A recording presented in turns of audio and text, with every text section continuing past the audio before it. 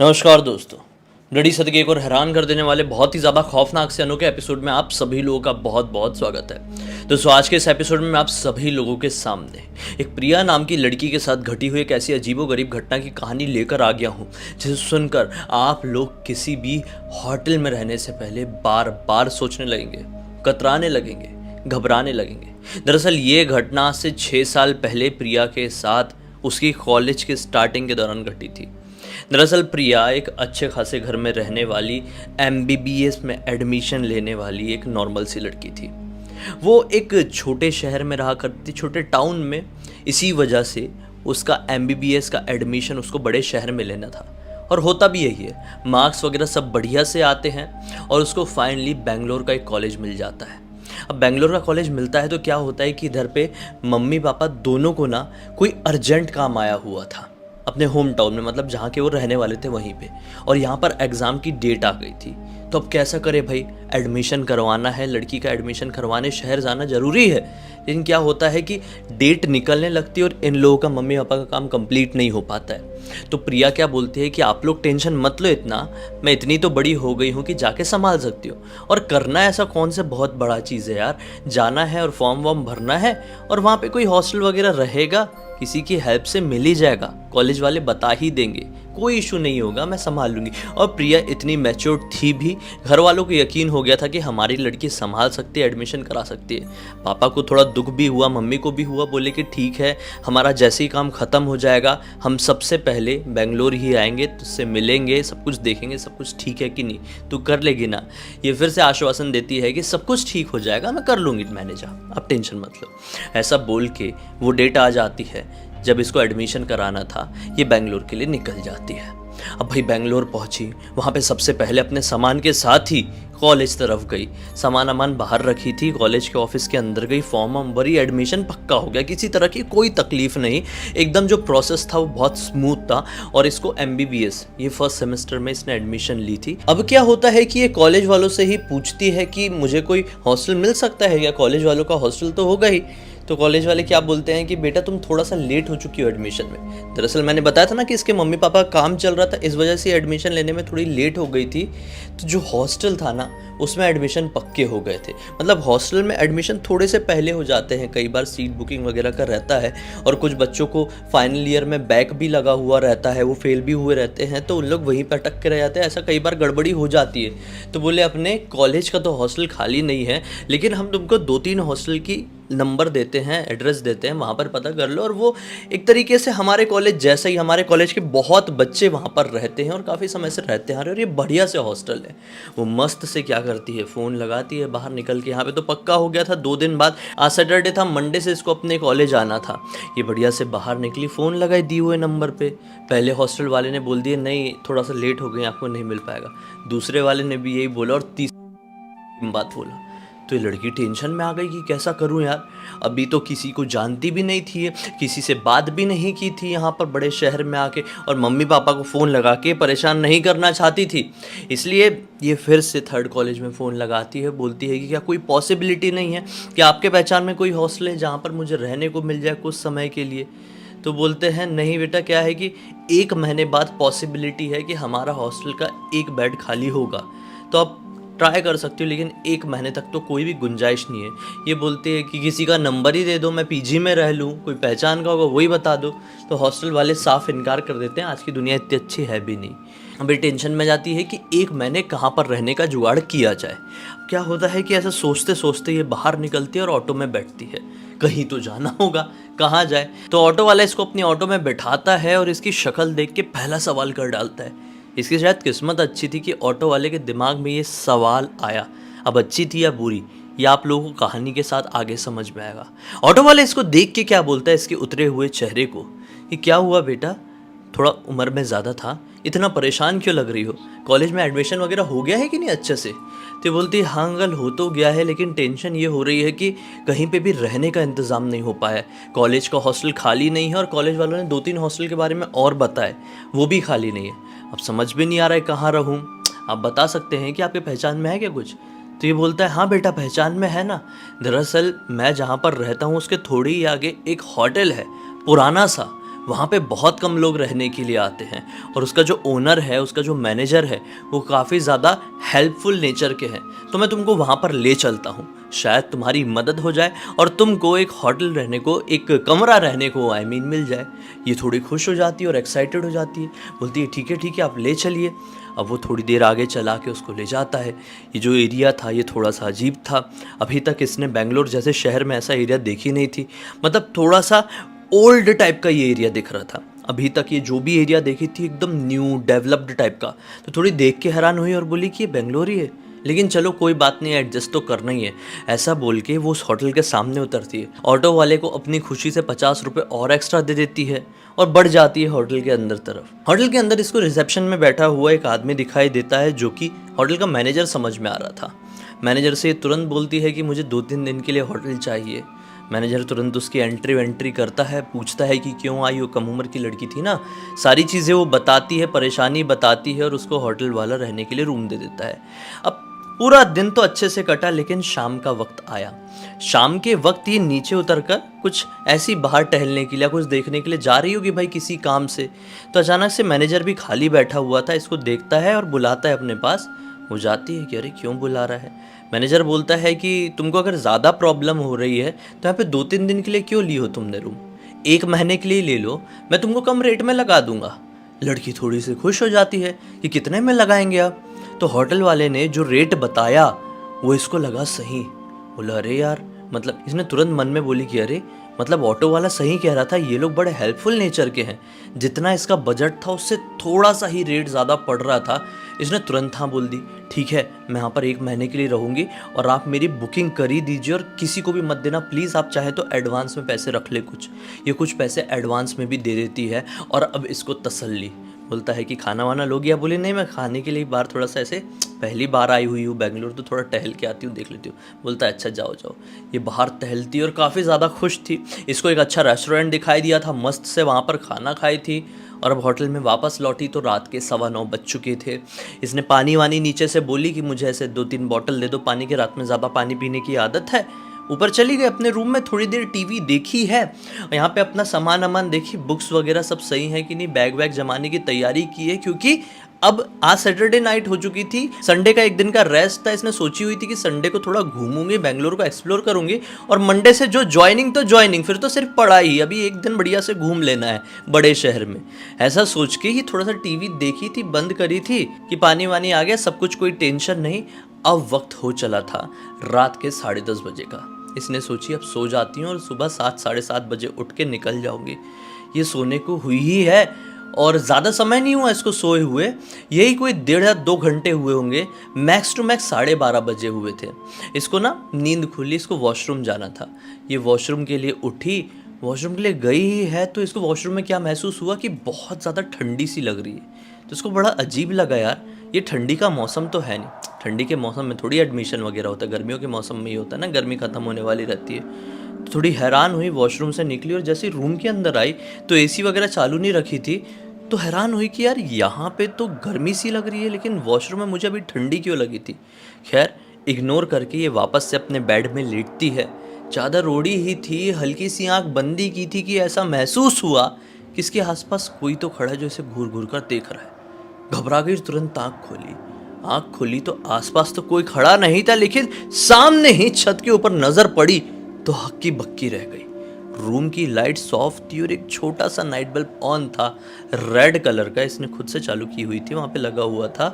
वहां पे छत में इसको क्या दिखाई दिया पता है? इतना क्लियर तो दिखाई नहीं देगा, लेकिन ये दिखाई दिया कि 2 लोग लिटरली छत में ऐसे ऐसे चलने की कोशिश कर रहे हैं। इसको 2 मिनट ले तो वहम हुआ, इसको लगा कि ये सही में थोड़ी हो सकता है, कोई इंसान छत में ऐसा चलेगा क्या, हाथ और पैर के बल जैसे स्पाइडरमैन चलता है। इसको वहम हुआ और इसने ऐसा ऐसा की, आंख मतलब ऐसा की और देखिए कोई नहीं था। इसको ऐसा लगा कि हो सकता है मैं नींद में हूँ, सपने की वजह से वहम है, ऐसा इग्नोर करती है और सो जाती है। अब सुबह का वक्त आता है, संडे था, इसको घूमने के लिए निकलना था। निकल ही रही थी कि मैनेजर इसको अपने रिसेप्शन में पेपर पढ़ता हुआ दिखा। इसके मन में आया कि एक बार मैं मैनेजर से पूछती तो हूँ, मैनेजर से उसने ये बात पूछी तो मैनेजर बोलता है, अरे ऐसा कैसे हो सकता है, आपको कोई सपना आया होगा, रात में आप नींद में थी वैसे भी। ये सोचती हाँ पॉसिबिलिटी है कि सपना होगा, इग्नोर कर देती है। रात गई बात गई, ऐसा हो जाता है, बाहर जाती है, बढ़िया से घूमती है। 7 साढ़े 7 बजते हैं। बढ़िया एक्साइटमेंट थी कि पहली बार आज लाइफ में, मतलब अगले दिन वो कॉलेज जाने वाली थी। नए नए लोग मिलते, नई पढ़ाई होती है, अब सब कुछ चेंज होने वाला था इसकी ज़िंदगी में। अब रात में ये सोने के लिए जाती है। खाना वाना आज इसने होटल वालों की तरफ से ही खाई हुई थी, होटल वालों से ही बोल दी थी कि मुझे ये खाना चाहिए। उन लोगों ने इसके रूम में भिजवा दिया था। मस्त खाई हुई, थोड़ा सा टीवी देखी। आज 10:30 11 बजे के आसपास इसको नींद आई है। आज फिर से सोए हुए कुछ समय बीता ही है और अभी लगभग 1:30 से 2 बजे ही होंगे कि इसको अचानक से क्या सुनाई देता है पता है, कि आसपास कोई आदमी औरत लड़ाई कर रहे हैं। तो हैरानी हुई, इसकी नींद खुली, लड़ाई करने की आवाज आ रही थी ना, तो नींद खुली तो अपने सामने देख के एकदम घबरा गई, बहुत जोर से चिल्लाने ही वाली थी। क्या देखी पता है, इसके रूम में ही एक आदमी औरत खड़े हैं इसके बेड के थोड़ी आगे और एक दूसरे से लड़ाई कर रहे हैं। धीरे धीरे जोर जोर से बोल के नहीं लड़ाई कर रहे हैं, क्या कर रहे हो तुम, समझ में नहीं आ रहा है क्या, ऐसे ये वाली टोन से लड़ाई कर रहे हैं। तो ये घबरा गई कि लोग कैसे आ सकते हैं। ये नज़र घुमाती है दरवाजे की तरफ, दरवाज़ा तो अंदर से ही बंद है। दूसरी तरफ बाथरूम भी बाहर से ही बंद है। तो ये लोग आए तो आए कहाँ से। ये बड़ी घबरा सी गई कि ये लोग तो थे ही नहीं यार, ये कैसे आ सकते हैं। ये फटाक से अपना पूरा चादर न अपने सर के ऊपर डाल लेती है, क्योंकि अब इसकी दिल की धड़कनें बहुत ज़्यादा बढ़ चुकी थी। रात भर ये लड़ाई की आवाज़ आती रही, इसकी हिम्मत नहीं थी। मतलब इसको इतनी ज़्यादा ठंड लगने लगी थी ना, डर के मारे इतनी घबराहट हो रही थी कि वो अपना सर निकाले तो निकाले कैसे, देखे तो देखे कैसे, अरे पूछे तो पूछे कैसे कि आप लोग हो कौन, मेरे रूम में कैसे घुसे हो और लड़ाई क्यों कर रहे हो इस तरह से। इसकी हिम्मत नहीं हुई। अब जब सुबह सुबह का वक्त आया होगा, यही कोई 4:30 बजे के आसपास का टाइम हुआ होगा, ये लड़ाई झगड़े की आवाज़ भी बंद हो गई और ये सो भी गई। इसको बड़ा डर लगा था यार। अब कॉलेज जाने का वक्त आया तो ये पहले ही आ जुड़ गई। पहले ही जाके उठ के मैनेजर से पूछती है, बोलती है कि मेरे रूम में मुझे ऐसे ऐसे 2 लोग दिखाई दिए, ऐसा क्यों हो सकता है, बताइए आप। तो मैनेजर बोलता है, अरे मैम आपका ये वहम है, आप नई जगह आई हुई हो ना, इसलिए आपको ये हो रहा होगा, ऐसा सपना दिखाई दे रहा होगा। ये फिर शौक में चली जाती है, यार हो सकता है वहम ही होगा, क्योंकि रूम तो अंदर से बंद था, बाथरूम भी बंद था, सब कुछ बंद था, तो वो लोग आएंगे तो आएंगे कैसे, और आएंगे तो जाएंगे कैसे। तुरंत मतलब लड़ाई होते होते शांत हो गई, ये कैसे हो सकता है। मतलब ये सारी सोच के साथ वो बाहर की तरफ निकलती है, ऑटो मिलती है और वो कॉलेज पहुंच जाती है। आज कॉलेज का पहला दिन था, बढ़िया से लेक्चर वैक्चर अटेंड की और होटल में हुआ लगभग वो भुला दी। उसको लगा कि सपना ही होगा ना, और क्या। लेकिन कॉलेज के एंड होते होते तक कॉलेज में उसकी एक दोस्त बन जाती है सीमा। वो सीमा से इस बारे में डिस्कस कर ही लेती है, क्योंकि थोड़ा सा तो अब देखो, वापस पहले तो कॉलेज का माहौल, फिर जब एंड का माहौल आया, थोड़ी दोस्ती हुई, तो फिर बातचीत हुई कि कहाँ रुके हुए हो, कहाँ रह रहे हो, कैसा हॉस्टल, कैसा रूम। तो इसके सामने भी ऐसी बात निकली, तो इसको अपने रूम का अचानक से दिमाग में ऐसा टच किया। इसने सीमा से डिस्कस की तो सीमा हंसने लगी, बोलती है कि अरे क्या बात कर रही है प्रिया, ऐसा थोड़ी हो सकता है, ये सारी चीज़ें सपने अपने रहते, सच्चाई में थोड़ी पॉसिबल है ये सारी चीज़ें।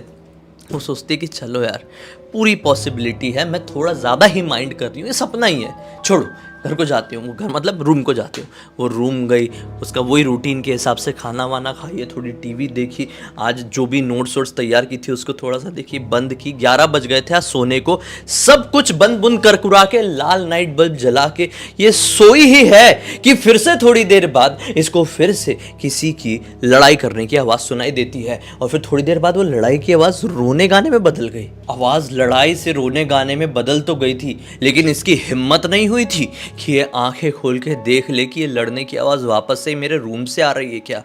फिर ये आवाज़ थोड़ी देर पहले थोड़ी दूर से तो आ रही थी, लेकिन ये आंख बंद करी हुई थी। हालांकि ये जाग तो चुकी थी, अपना चादर अंदर से पकड़ी हुई थी।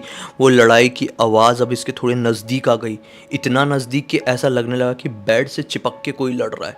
इसने धीरे से अपनी आंख खोली, सही में सामने एक आदमी औरत खड़े होकर लड़ रहे थे और एक औरत रो रही थी। इसने तुरंत आंख बंद करी, फिर से उड़ी और फिर से सोने की कोशिश करने लगी और सोच ली कि कुछ भी हो जाए सुबह मैं मैनेजर से ये बात क्लियर करूँगी। पता नहीं क्या यार, मुझे बहुत डर लग रहा है। और मन में भगवान का नाम लेने लगी नॉन स्टॉप।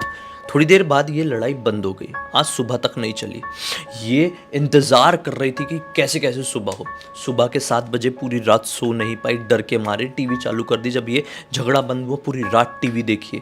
मैनेजर को जाके डिस्कस की तो मैनेजर बोलता है कि नहीं मैडम, मैनेजर का मतलब वही चीज़ रिपीट हो रहा है। बोलती है छोड़िए आप शायद कुछ छुपा रहे हैं मुझसे, ऐसा बोल के नहीं कॉलेज के लिए निकल जाती है। आज कॉलेज में भी मन नहीं लगा, हालांकि दूसरा ही दिन था, लेकिन वहीं की पूरी बात दिमाग में घूम रही है। मम्मी पापा से भी बताए तो क्या बताए। अब जब वापस से छुट्टी का टाइम आता है तो ये सीमा से, जो अपनी नई फ्रेंड है, उससे डिस्कस करती है, बोलती है कि ऐसा ऐसा हुआ। तो सीमा बोलती है यार 2-2 3-3 बार अगर तेरे साथ हो गया है तो एक काम कर, एक हनुमान चालीसा की बुक, उसके बैग में ना हमेशा हनुमान चालीसा की एक छोटी सी बुक रहती थी। बोलती है मैं तेरे को देती हूँ, उसको ना अपने सिराने में लगा के सो जाना, मतलब तकिए के नीचे लगा कर सोना, रख कर सोना। कोई परेशानी होगी, बला वला होगी तो टल जाएगी। ऐसा बोल के बुक दे देती है। वो भी अपने रूम में पहुँचती है और आज तकिए के नीचे उसने हनुमान चालीसा रखी हुई थी। अब सो गई, वही डेली वाला रूटीन ख़त्म करके सो गई। अब सोई ही है, थोड़ी देर बाद हमेशा की तरह आज फिर से इसको कुछ आवाज़ें सुनाई दी, लेकिन आज मारने पीटने की आवाज़ थी आपस में। ये घबरा गई, तुरंत तकिया के नीचे सोते सोते ही हाथ डाली और हनुमान जी की किताब पकड़ी, हनुमान चालीसा की, और हनुमान चालीसा इसको जितनी आती थी ये बोलना शुरू कर दी। इसके बोलने के साथ वो लड़ाई झगड़े की आवाज़ कम होती जा रही थी। अब हनुमान चालीसा की पॉजिटिविटी कहो या फिर इसका माइंड गेम कहो, वो आवाज़ अब थोड़ी देर बाद ख़त्म हो गई। इसने ठान ली कि मम्मी पापा से सुबह होते ही डिस्कस करूँगी, कल मैं कॉलेज जाऊँगी नहीं और देखती हूँ कि इसका क्या करना है। जो सिचुएशन मेरे साथ क्रिएट हुई है नई सुबह हुई, मम्मी पापा को फ़ोन लगाया गया, इसके द्वारा सारी बात बताई। तो मम्मी पापा बोलते देख बेटा, अगर ऐसी प्रॉब्लम हो रही है तो तू अभी के अभी वो रूम खाली कर दे। एडवांस दी है, वापस मिले ना मिले सारी चीज़ें मत सोच, जान है तो जहान है, तू रूम छोड़ के चले जा। हमें तेरी बातों पर विश्वास है, हमें मजाक नहीं लग रहा है, हमें वहम नहीं लग रहा है, और होगा भी तो रिस्क क्यों लेना, निकल जा। ऐसे सुनी इसने, थोड़ी पॉजिटिविटी आई मन में कि मम्मी पापा साथ दे रहे, मेरी बातें समझ रहे। अपनी सारी बोरियां बिस्तर बांधी भाई, नीचे गई मैनेजर के पास, बोली आखिरी बार तो डिस्कस करना ज़रूरी है। मैनेजर के पास जाके बोलती है कि मैं ये रूम से तो जा रही हूँ कि आप मुझे क्लियर कर ही नहीं रहे हो कि मैटर क्या है क्या नहीं, मुझे क्यों दिखाई दे रहा है बार बार। ऐसा तो है नहीं ना कि मैं पहली बार अपने घर से बाहर निकली हूँ। मैंने देखी हुई हूँ दुनिया थोड़ी बहुत अपनी उम्र के हिसाब से, गई हूँ इधर उधर जगह, लेकिन ऐसा कुछ मेरे साथ कभी नहीं हुआ है, आप माफ़ कीजिए मैं जा रही हूँ। ऐसा बोल के ये अपने वापस रूम में सामान लेने के लिए जा ही रही थी कि मैनेजर उसको रोकता है और बताता है, बोलता है कि ये बात आज से शुरू नहीं हुई है, आज से 7 साल पहले से शुरू हुई है।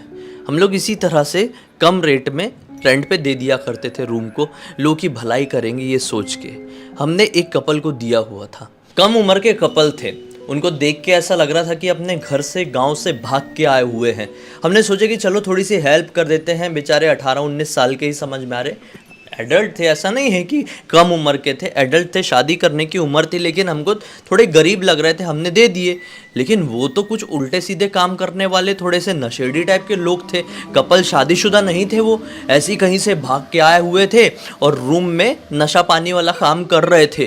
फिर हम लोगों ने 1-2 बार उनको टोका भी, वो 1 हफ्ते के लिए रूम लिए थे हमसे।